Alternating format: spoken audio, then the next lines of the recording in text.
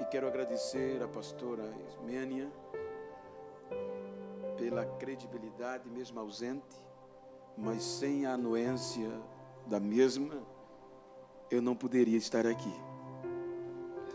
Então, quando o convite foi me feito, foi em nome dela, da respectiva diretoria, e eu quero agradecer a ela, pastor Eliane, pelo carinho, a receptividade, ela como vice-presidente, e no nome delas, externo a minha gratidão a toda a demais diretoria, ao ministério, à igreja, a todos que compõem a IPA Church. Que Deus abençoe, recompense-os, pois eu sei que eu não mereço um convite tão honroso, ser tratado de uma forma tão especial. Que Deus recompense a cada um de vocês. Muito obrigado. Eu quero, tendo em vista, irmãos, que o tema está baseado na epístola que Paulo escreve à igreja em Éfeso. E os irmãos observem que a carta é escrita a cristãos. A um grupo de pessoas que haviam aceitado Jesus e que no decorrer dos dias alguns percalços apareceram e estava desestimulando-os acerca dos ensinos, da proposta e dos caminhos de Cristo. Então, quando Paulo escreve à igreja de Éfeso, especificamente, ele exalta o amor, a conduta, o carinho, mas parece que um grupo estava além do que podia estar, ou aquém, melhor dizendo, a ponto que no capítulo do tema, do texto proposto, ele vai falar entre as trevas e a luz, o procedimento de quem vive na luz e o procedimento de quem vive nas trevas. E a proposta temática é voltada para o despertamento.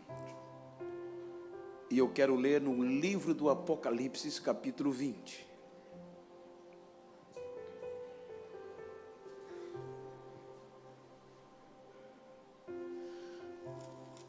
Então, este texto eu quero tomar por base para trazer a mensagem de despertamento,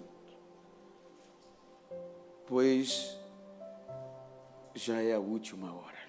Aleluia! Capítulo 20, a partir do versículo 11, é muito conhecido. Mas vamos ler a gravidade da continuidade da mensagem de sexta. Eu vi um grande trono branco, e o que estava sentado sobre ele, de cuja presença fugiu a terra e o céu, e não se achou lugar para eles. E vi os mortos, pequenos e grandes, que estavam diante de Deus, e abriram-se os livros, e abriu-se outro livro, que é o livro da vida.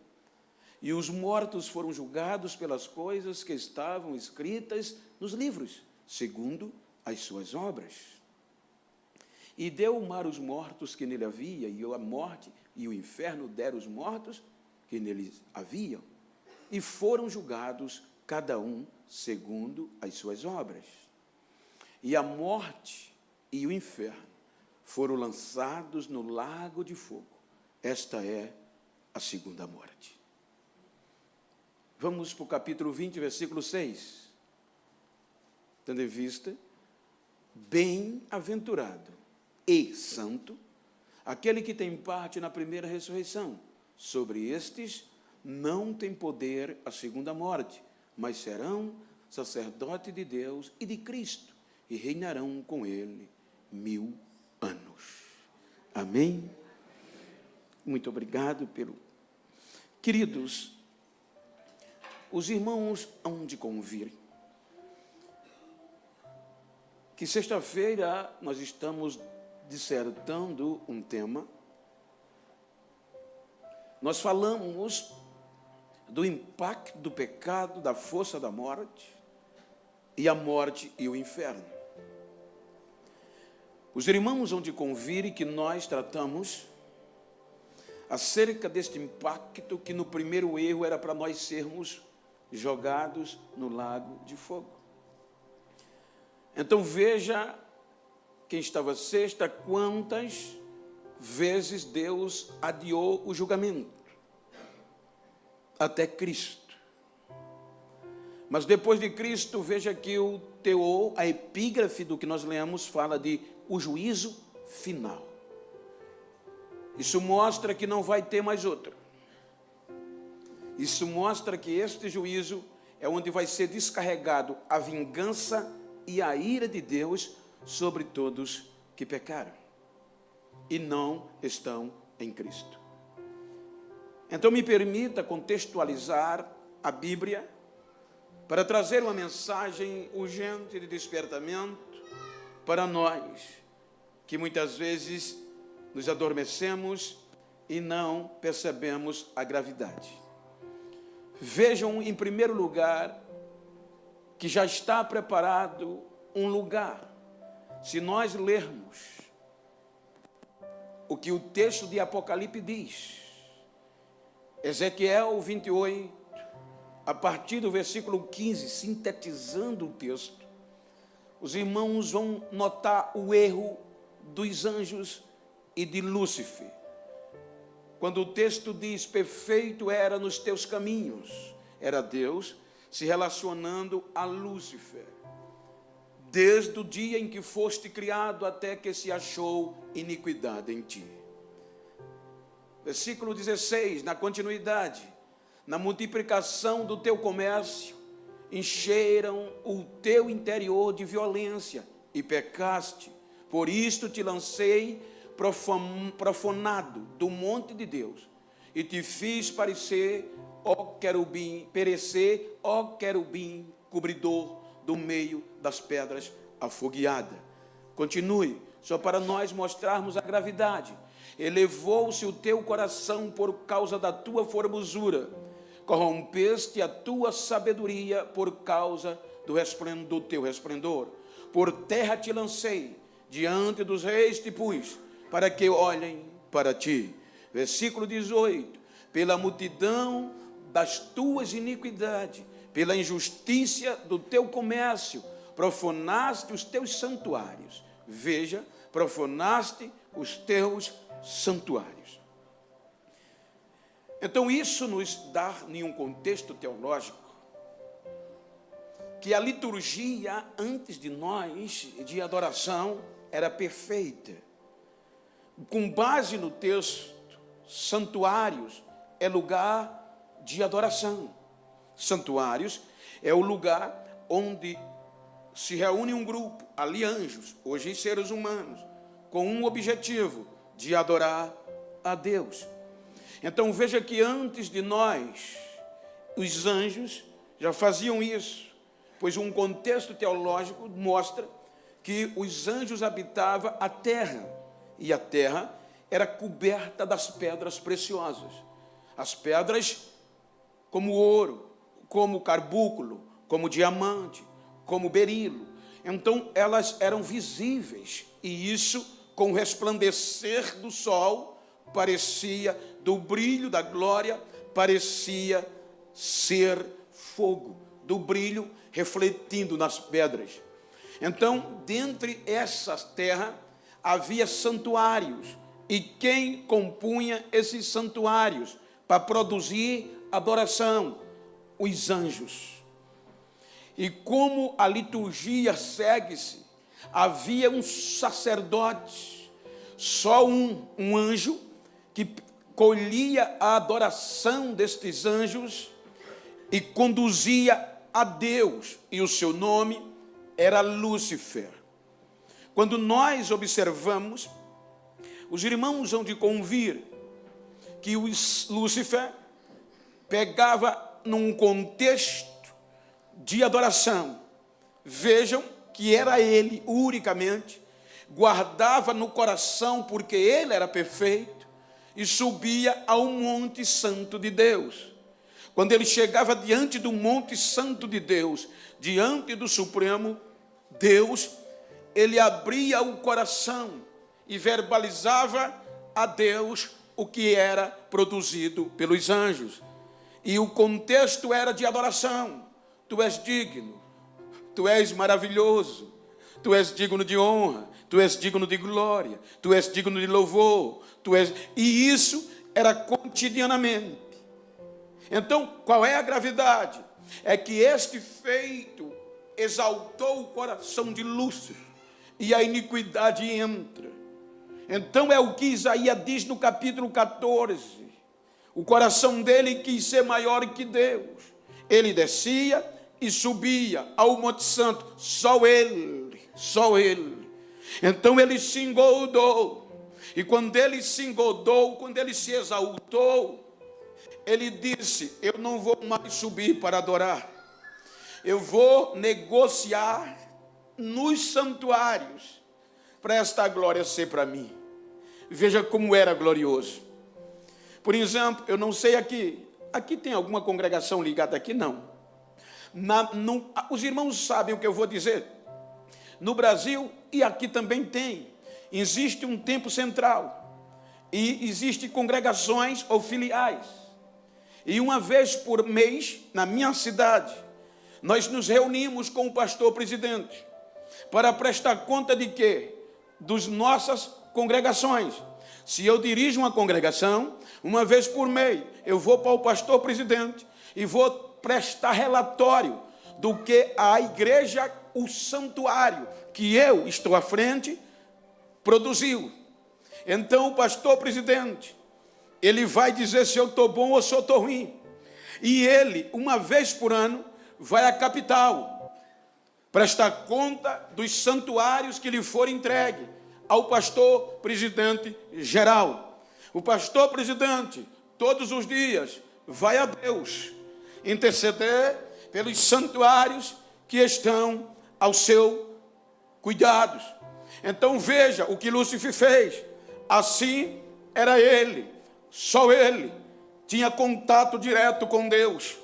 Então, quando ele quis ser igual a Deus, ele procurou os anjos líderes dos santuários e começou a negociar para ele. Por isso que o texto diz: pela multiplicação do teu comércio. Comércio fala de negociação. Não sei se ele ofereceu algum cargo a alguns, ou propina, mas o comércio, a negociação dele foi tão forte, que ele conseguiu contaminar 33% dos anjos que adoravam a Deus. Quando ele conseguiu 1/3 de coro a seu favor, então a Bíblia diz que ele pôs no coração, Isaías fala, capítulo 14, subirei acima das mais altas nuvens, e lá estabelecerei o meu trono, e serei semelhante ao Altíssimo. Veja que quando ele propõe subir, aí já não deu mais para ele, porque Deus na onisciência, quando ele chega, é o que Deus diz, olha lá, subirei sobre as alturas das nuvens, e serei semelhante ao Altíssimo. Então quando ele chega lá, então Deus na onisciência lamenta e diz: tu eras perfeito desde o dia em que foste criado, mas foi achada iniquidade em ti. Aí Deus descreve o erro dele pela multiplicação do teu comércio. Então Deus atira Lúcifer impactado para não subir mais. E é aqui que 1/3 parte dos anjos são presos e já são condenados ao juízo final. Vejam que é aqui vem o poder dos anjos já serem reservados para o dia da prestação de conta com Deus. Um lago de fogo, vejam que já foi preparado. Passa o tempo, eu falei sexta, seria redundância repetir, que passa o tempo, não há mais vínculo entre céu e terra. Aí vem Gênesis 1:1. E a terra era sem forma, no versículo 2, e vazia. E o Espírito de Deus pairava sobre a face das águas. Olha aí, vazia. Olha aí, trevas. Olha aí, abismo. E esta era a situação que a terra vivia, sem relacionamento com Deus, sem adoração, conforme eu disse. Então observem que é desta terra, sem forma, em trevas e abismo, que Deus cria o ser humano, de algo que veio de trevas, de algo que estava no abismo, de algo que estava submerso. Então Deus cria o ser humano. Então o ser humano aparece no cenário. E veja que ele aparece para o objetivo de adorar a Deus. O interessante é que Deus cria o ser humano com 3 partes, tricotômico, ou seja, corpo, alma e espírito. Veja aqui um segredo, nenhuma linha teológica, da qual faz sentido. Quando Deus cria o ser humano, Ele lhe dá carne, materializa-o para se relacionar com a terra, com o mundo, um com o outro. Ele lhe dá uma alma, sede dos sentimentos, o que nós somos verdadeiramente. E esta alma é o que nós, o nosso intelecto, e Ele cria e nos dá um espírito. Ele faz alma vivente, Ele nos faz alma vivente, mas o espírito Ele coloca em nós. E esse espírito Ele colocou em nós como rastreador, coletor de informação.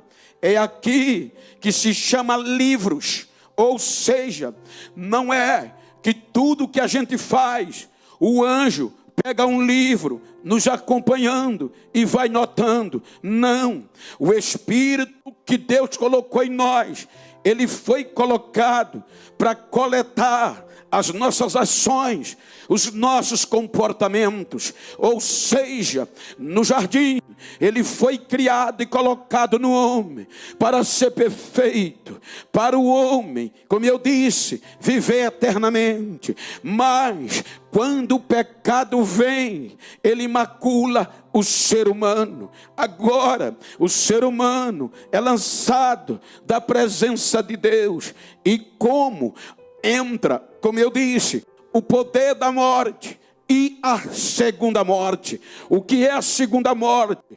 É o afastar definitivo de Deus, que nós já estávamos pressuposto. Então, os livros, agora, por exemplo, os irmãos hão de convir que todos os aviões, eles têm uma caixa preta. No momento que um avião é acionado, a caixa preta, ela computa, ela registra tudo que acontece no voo, desde quando ele é acionado. Porventura, há um acidente, o avião cai, se destrói tudo, mas a caixa preta não. Se procura, e não é todo mundo que pode ter acesso à caixa preta. A caixa preta, só quem pode ter acesso é o órgão competente daquele país a quem pertence aquela ave. Então, veja que o que é que a Bíblia diz? Que os livros vão ser abertos, ou seja, tudo que a gente pensa, tudo que a gente faz é registrado no Espírito. Não pensem, não imaginem que é um livro. Não tem como ser, porque tudo que eu faço, tudo que eu penso, tudo que eu ajo é registrado automaticamente. Olha o que diz referente ao ser humano o sábio Salomão, Eclesiastes, capítulo 12, versículos 7 e 8, salvo engano, ele vai falar de que quando apaga-se a vida, quando nós desaparecemos e o pó volte à terra como o era, e o Espírito volte a Deus que o deu. Ele diz no versículo 6, volta um pouquinho para o versículo 6, antes que se rompa o cordão de prata e se quebre o copo de ouro, ou seja, antes que tudo isso se vá, como o pastor Fini falou, quando nós morremos, o corpo volta ao pó, mas o Espírito volta a Deus que o deu. Esse Espírito, ele vai composto com todo registro das nossas obras, das nossas ações, dos nossos pensamentos, e é guardado para o juízo final. Isto é, antes de Cristo, até o fim do Velho Testamento, o espírito do morto sobe, é reservado para o juízo final, e quem está vivo vai continuar. Então imagina, agora a Bíblia diz que nós já estávamos condenados a este juízo final. Os irmãos lembram que por várias fases, sexta-feira nós passamos, o quanto Deus investiu para ver se alternava, mas ele foi protelando este julgamento, ele foi adiando a sua ira, até que alguém resolveu beber o cálice da ira de Deus. Se você analisar, quando Jesus foi à cruz, é muito sério, porque todos os processos, todos os investimentos, todos os adiar do julgamento, o ser humano não foi capaz de provar inocência. O pecado, como eu disse, a morte prevalecia. Então, conforme Jeremias, Deus disse a Jeremias, Jeremias diz a Israel e a Judá que vão ter que beber o cálice deles, ou seja, e a todas as nações. Se eles disserem, não vou beber, você diz assim, diz o Senhor, vocês têm que beber. Veja, isto há um contexto literal, há uma história extra-bíblica que traduz para os tempos de Jeremias. Diz a história que quando um rei convidava os súditos para uma festa no palácio, era muita alegria, e os súditos se alegravam e começavam a beber e se alegrar. Então o rei o advertia-os e dizia, não beba, senão vocês vão se embriagar. Se embriagar, vocês vomitam e perdem o juízo, então perde o siso, então vai atrair a minha ira e eu vou punir vocês. Mas a alegria da festa, a alegria da bebida fazia com que os convidados adormecessem na alegria, não levassem em conta a advertência do rei, e pela alegria do álcool, do vinho, eles se embriagavam. Quando eles se embriagavam, perdia o siso e vomitava diante do rei, e isso atraía a ira do rei, e o rei chamava os seus soldados e dizia, faça que um por um bebam o vômito da sua embriaguez. Agora eles tinham que engolir o que vomitaram até aplacar a ira do rei. Imagina você comer, beber, engolir o vômito que vomitou. Nenhum ébrio tem coragem, porque é muito nojento, pejorativo, mas esta é a lei. Quando nós traduzimos para a questão espiritual, veja que o cálice do nosso pecado, a alegria do pecado, Deus nos advertiu, não peque, senão vocês morrerão, senão vocês se afastarão de mim. Mas a alegria do pecado fez a gente adormecer, e a gente peca continuamente, e antes de Cristo, Deus vai advertindo, e nós, seres humanos, adormecemos endurecidos e pecando, e atraiu a ira de Deus, e Deus investiu, e nós não tivemos coragem de beber o cálice dos nossos pecados. É por isso que ele vai e dá o melhor por amor ao ser humano. Veja o que João diz, e isto é muito sério, que Deus amou o mundo de tal maneira que deu o seu único filho, para que todos, aquele que nele crê, não pereça, mas tenha a vida eterna. Volte a ter a vida eterna, volte a viver eternamente.